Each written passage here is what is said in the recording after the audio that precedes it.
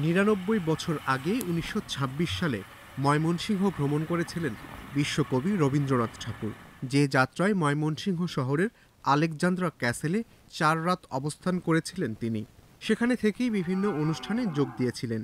তার এক ছাত্রের আমন্ত্রণে ঈশ্বরগঞ্জের আঠারবাড়ি জমিদারের কাচারি বাড়ি সোনার চাবি দিয়ে উদ্বোধন করেছিলেন তিনি। কবির স্মৃতিঘেরা বাড়িগুলো টিকে থাকলেও সংরক্ষিত নেই কোনো স্মৃতি। শান্তিনিকেতনকে বিশ্বভারতী করে গড়ে তুলতে নৈতিক ও আর্থিক সমর্থনের লক্ষ্যে ১৯২৬ সালের ৭ ফেব্রুয়ারি ঢাকায় আসেন রবীন্দ্রনাথ। প্রায় এক সপ্তাহ ঢাকায় অবস্থান শেষে তিনি ময়মনসিংহের উদ্দেশ্যে যাত্রা করেন। 18 বাড়ি ছিল একেবারেই ব্যতিক্রম। তাকে হাতির পিঠে চড়িয়ে একেবারে রবীন্দ্রনাথকে জয় ধ্বনি দিয়ে একেবারে রাজপথ প্রকম্পিত করে চমৎকারভাবে সেই সম্বর্ধিত করা হয়েছিল। সেখান থেকে তিনি কুমিল্লার উদ্দেশ্যে রওনা দেন। কুমিল্লা থেকে তিনি ত্রিপুরা চলে যান। রবীন্দ্রনাথের স্মৃতিবিজড়িত আলেকজান্দ্রা ক্যাসেলটি ২০১৮ সালের ৮ মার্চ প্রত্নতত্ত্ব অধিদপ্তরের সংরক্ষিত পুরাকীর্তির তালিকায় অন্তর্ভুক্ত হয়, কিন্তু এখন পর্যন্ত সেটি নিজেদের নিয়ন্ত্রণে নিতে পারেনি প্রত্নতত্ত্ব অধিদপ্তর। বাড়িটি ব্যবহৃত হচ্ছে টিচার্স ট্রেনিং কলেজের গ্রন্থাগার হিসেবে। রক্ষণাবেক্ষণের দায়িত্ব কিন্তু সরকারের ছিল।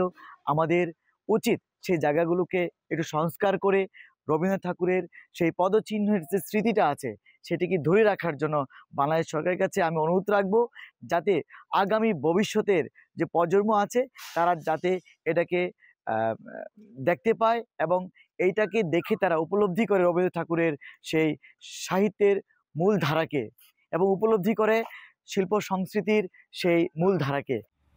ময়মনসিংহ শহর থেকে ৩৯ কিলোমিটার দূরে বিশ্বকবি রবীন্দ্রনাথ ঠাকুরের স্মৃতিবিজড়িত আঠারবাড়ি জমিদার বাড়ি। কবিগুরু এখানে এসেছিলেন তার ছাত্র জমিদার প্রমোদ রায় চৌধুরীর কাছারি ঘর উদ্বোধন করার জন্য।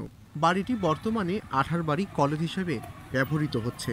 বছর দুয়েক আগে ভগ্নদশায় থাকা জমিদার বাড়ির মূল ভবনটির কিছু সংস্কার করে রবীন্দ্র স্মৃতি ভবন নাম দেওয়া হয়েছিল, কিন্তু ৫ আগস্টের পর সে নাম মুছে দেওয়া হয়। কবির স্মৃতি ধরে রাখার দাবি এখন স্থানীয় বাসিন্দাদের। রবীন্দ্রনাথের স্মৃতি ধরে রাখার জন্য নতুন প্রজন্মদেরকে শেখার জন্য, জানার জন্য স্মৃতিফলক রাখা প্রয়োজন রবীন্দ্রনাথের, কারণ এটা রবীন্দ্রনাথের স্মৃতি বিজড়িত। নতুন প্রজন্মকে জানানো উচিত।